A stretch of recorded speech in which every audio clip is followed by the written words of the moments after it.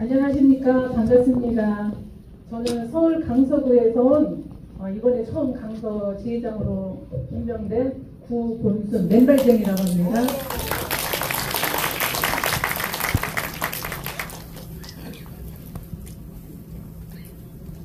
혹시 지금 화면 좀 나오나요?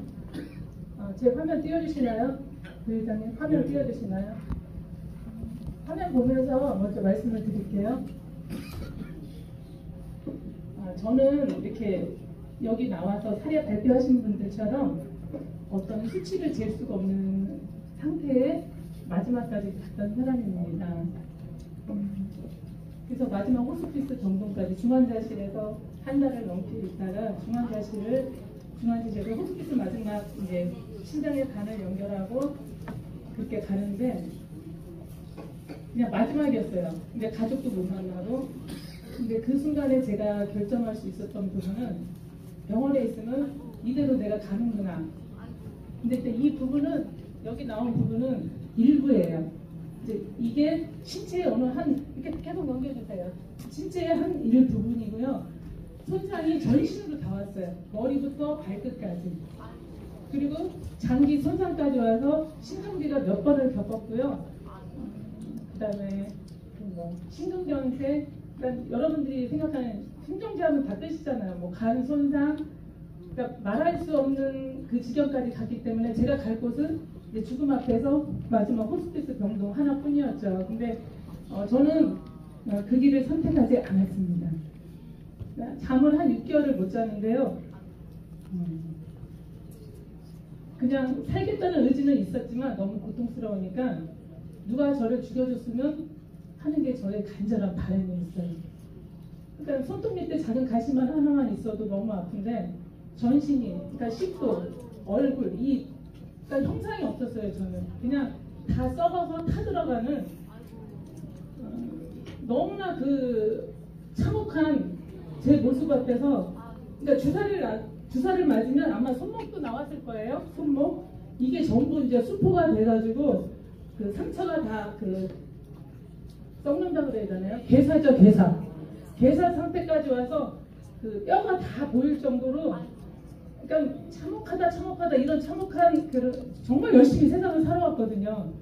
근데 한순간 무너지면서 이렇게까지 제가 이제 그 대학병원까지 가서 죽는 신세가 될 줄은 정말 몰랐죠. 근데 이 상황에서 제가 집으로도 올 수가 없었어요. 왜냐하면 너무나 참혹한 그 몰골이었기 때문에 저를 보는 사람은 거의, 그러니까 의사가 올 정도였으니까 볼 수가 없었어요, 눈으로. 그러니까 한 일부만 이런 식으로만 돼 있지 전신이 성한데가, 손가락까지 성한데가 없었어요. 왜냐면 링거를 맞으면 눌 데가 없어요. 지금도 혈관은 잘 없어요. 근데 너무나 건강해졌어요. 제가 지금 몸이 지금 한 10kg 이상 부른 거거든요. 근데 이게 왜냐면 그 스테로이드 약을 계속 장기 복용을 하고 가다 복용을 하고, 그것뿐만이 아니라 이제 그 진통제라든지 마약성 진통제 이런 거를 너무 가다 복용을 해가지고 제 몸이 아니었어요. 그러니까 부종이 오기 시작하면서, 그리고 이제 온몸이 괴사가 되면 많이 부어요. 이제 그런 상태까지 왔다가 지금은 이렇게 어린아이 피부처럼 보들보들하고, 또 제 나이를 아무도 알아봐주지 않는, 이제 짧게 할게요. 여기 주사를 놓잖아요. 혈관에. 그러면 거기가 수포가 생겨서 괴사가 와요. 저는 여기 손목 아까 혹시 보셨나요? 여기 손에 손등도 이렇게 부어 있었어요. 그러니까 아무것도 내 손으로도 약 하나 넘길 수 없고 물잔 하나 들 수 없을 정도로 그런 일상을 보내게 되었습니다. 그때 제가 선택할 수 있었던 거는 가족을 떠나서 산으로 가자였어요. 산으로 갔는데 산에 가서도 누구의 도움 없이는 아무것도 제가 할 수가 없었거든요. 근데 그때 이제 몸에 진물이 너무 많기 때문에 어싱이라는 것도 몰랐어요. 저는 접시가 뭔지도 모르고, 왜냐면 눈으로 2번 대사포진이 그러니까 희소성이에요. 희소성. 그러니까 불치병으로 와버린 거예요. 그러니까 완전히 바닥까지.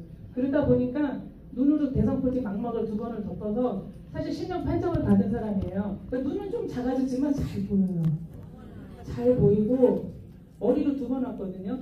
근데 한 번만 하도 사실은 견디기가 어려운 그 대상포진이 제가 암환자촌에도 가 있었습니다. 양평에. 근데 그분들도 저를 보고 아프다는 소리를 못 하셨어요.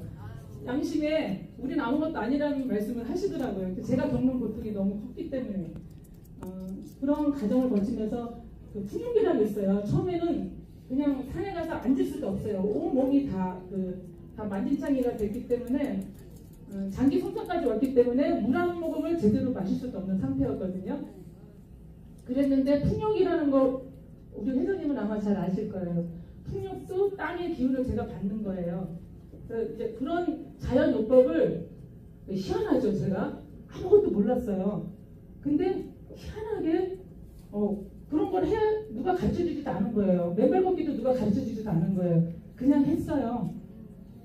근데 그게 제가 사는 길이었어요. 그래서 그런 과정을 얼마나 아프면 제가 그 숯가마라고 아시죠? 숯가마. 그 참숯가마 그 불 속에 온도가 뭐 한 1000도씩 되거든요.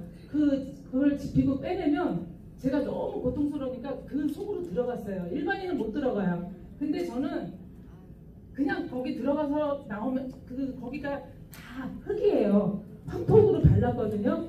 근데 거기 들어가면 제가 시원해져요. 몸이 뼛속까지.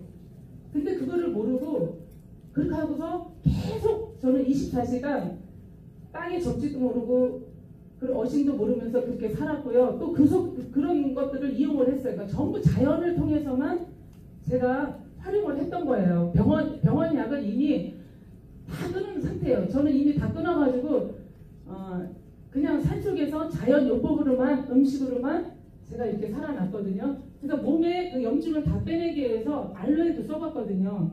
근데 이제 제가 몸이 워낙 찬성질, 음체질이다 보니까 그 알로에를 제가 먹었을 경우에는 몸이 더 찾아서 안 좋더라고요. 근데 너무 온몸이 불덩어리 같을 때는 왜냐면 전부 흑제잖아요. 진물, 고름이 막 이렇게 되니까 흑제 때는 그걸 처음에 바르면 좀 시원하더라고요. 그래서 그것도 활용을 해봤는데 큰 효과를 못 봤어요. 그래서 나중에 또 한 게 여기서 지금 처음 밝히는 거예요. 그 돼지. 저는 사실 돼지고기와 거리가 먼 사람인데 그 돼지고기 껍데기 그거를 비계 있죠. 여러분 아시잖아요. 근데 그거를 굉장히 싱싱한 긁을수록 얇아져요. 근데 그거를 언니가 끓는 물에 살짝 껐다 빼서 살균을 한 다음에 제 몸에 도포를 다 한 거예요. 근데 그 비린내가 온 집에 가득했어요. 정말 같이 이렇게 할 수가 없을 정도였거든요. 근데 정말 그런 과정들을 여러 과정들을 거치면서 제 몸이 이렇게 다 이렇게 하나씩 나아지기 시작했던 거예요. 그러면서 병원은 전혀 상관없이 음식도 아까 뭐 여기 지금 김해도 자연식을 말씀하시더라고요. 근데 보통 사람들은 자연식 하면 좋다는 거는 다 가리지 않고 내 몸에 맞는지 안 맞는지 가리지 않고 다 섭취를 해요. 그러시죠? 근데 저 같은 경우에는 음식을 먹으면 몸의 반응이 바로 나왔어요. 근데 제가 그 반응에 굉장히 예민한 사람이에요. 예를 들어 돼지고기를 먹으면 설사를 바로 해요. 어릴 때부터. 그리고 딸꾹질을 해요. 안 맞는 음식을 먹었을 경우에 딸꾹질을 하고 헛배가 부르고 가스가 차고 두통이 오고 이런 증상들이 계속 올 때 그런 음식들을 다 멀리 했었어요. 그러면서 제가 찾았던 것이 나에게 맞는 음식을 찾아간 거예요. 그리고 소량으로 많이 먹어도 그게 제가 많이 먹으면 몸의 고통이 점점 더 심해지더라고요. 왜냐면 소화를 시키니까 위가 운동을 해야 되잖아요. 그러니까 견딜 수가 없었어요. 그렇게 하면서 여러 기구도 써봤지만 안 되니까 이제는 제가 그 접지를 모르는 상태에서도 접지를 하면서 그렇게 이제 했거든요. 근데 힘이 없으니까 관절이 뭐 이미 다 나간 상태였죠, 저는. 근데 골절이 왔는데 병원을 어쩔 수 없이 서울로 왔는데 의사가 수술 안 하면 장애인이 된대요. 근데 저 지금요 이렇게 잘 뛰어요.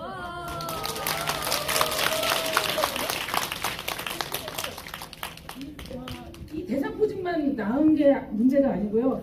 이번에 그 화분을 옮기면서 허리를 삐끗했는데 허리 4번, 5번. 근데 수술을 안 하면 안 된대요. 아니면 시술을 하재요. 근데 의사가 혈관을 보더니 혈관이 너무 약하다고 그냥 마취 없이 그 주사 없이 그냥 생으로 하자고 그러더라고요.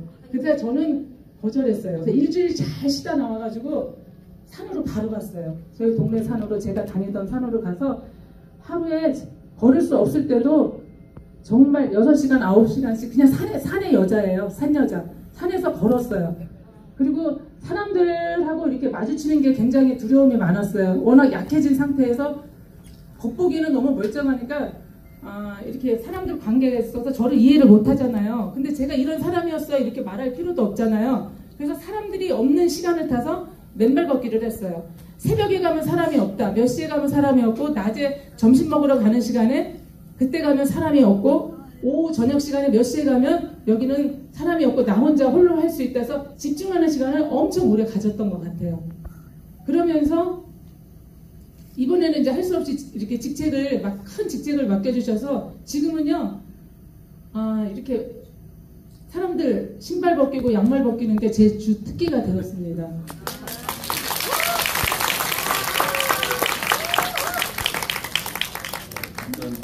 지금 이런 상황이 저게 언제적 이야기예요? 네.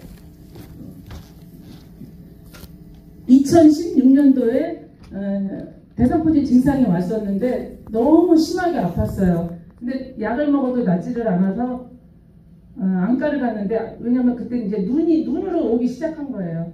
그 전에는 어떤 증상이 있었어요? 그 전에는 제가 노산이에요. 45에서 결혼을 하고 출산을 했기 때문에 그 아이를 또 하나 그 뱃속에서 잃었거든요. 그러면서 하혈을 한 6개월 이상을 했었어요.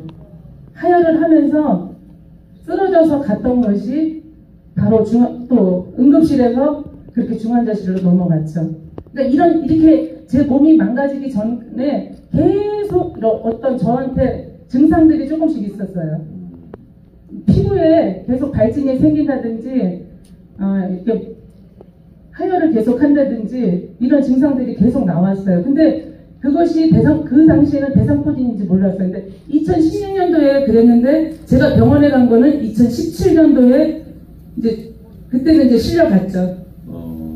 자, 그럼 그 대상포진이 오기 전에는 어떤 스테로이드 제제 같은 그런 약을 계속 투약한 거 아닌가? 병원에서는 감기만 걸려도 그런 약을 많이 써요. 근데 저는 그 약의 성분도 모르고 처음에는 좀 먹다가 계속 속도 부딪히고 제가 이제 몸에서 감당을 못하니까 다 이제 끊어낸 상태에서는 이미 늦었죠. 오케이. 자, 2016년부터 시작해서 대상포진으로 시작해가지고 2017년도에 지금 이런 현상들이 지금 2017년도. 네네. 그럼 그 이름 17, 18 또 19년도까지 이런 상태가 이런 있었어요. 상태가 있었고. 네네.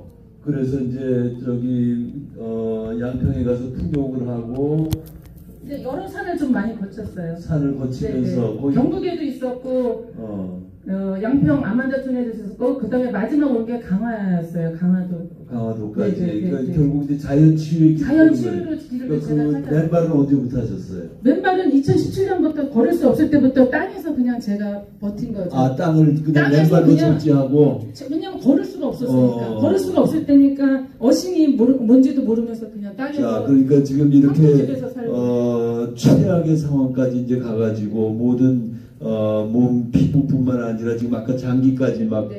침투됐다고 그랬잖아요. 그런 상황에서 치유가 일어나기 시작한 것은 2017년 이후에. 그러니까 18년부터 제가 좋아지기 시작했어요. 그러니까 2018년부터. 네네.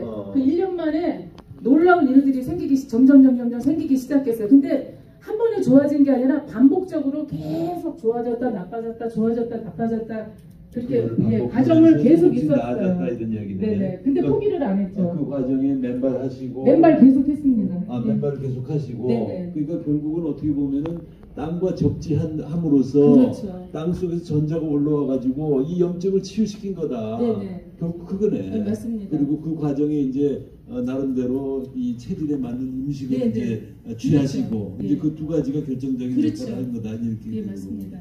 그러니까 거의 죽음에까지 갔다가 호스피스 병동까지 갔다가 네. 본인의 이 결기로 살아난 그런 경우입니다. 그러니까 생명 포기 각서를 썼어요. 3일 만에 바로 들어온대요, 저한테.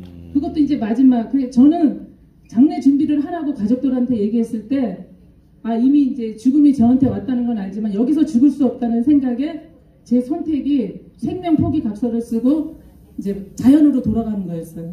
자, 결국은 자, 땅으로부터 맨발로 땅을 밟고 접지하고 그렇게 하면서 땅으로부터 전자가 올라오면서 우리가 이야기하는 항산화 효과, 항염증 효과 이런 것들이 이제 조금씩 치유를 시키면서 수해액을 몇 해에 걸쳐 가지고 자연 치유를 길을 밟으면서 음식도 이제 같이 섭생을 했는데 지금도 하고 있고 그 섭생의 핵심은 바로 또 채식이란 말이죠. 그 채식 역시 그걸 먹으면은 땅 속에서 올라온 전자가 채소에 잎에 열매에 과실에 축적돼 있다가 집적돼 있다가 그거를 우리가 섭취하는 순간 우리 몸속으로 들어와서 그거 역시 전자가 거기서부터 전자를 받아가지고 우리 항산화 효과, 혈액 이송 효과, ATP 생성 효과 이런 모든 생리적인 작용을 이루는 거예요.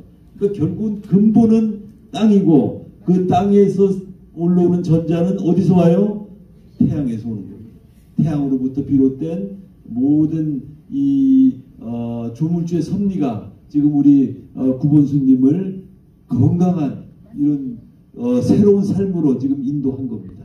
여러분들 다시 한번 박수로.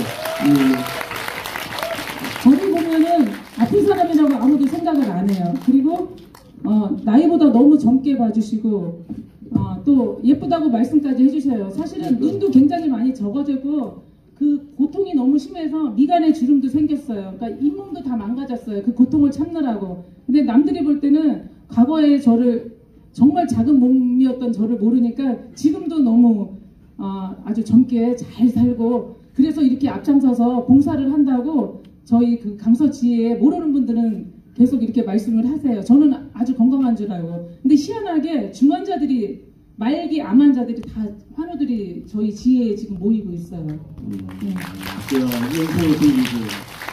연세가 네, 지금 63세입니다. 63세. 네. 자, 지금 새로 회춘하셔가지고 젊은 언니가 지금 돼가고 있는 겁니다. 자, 축하드립니다. 회춘을 넘어서 부활한 것 같아요. 부활.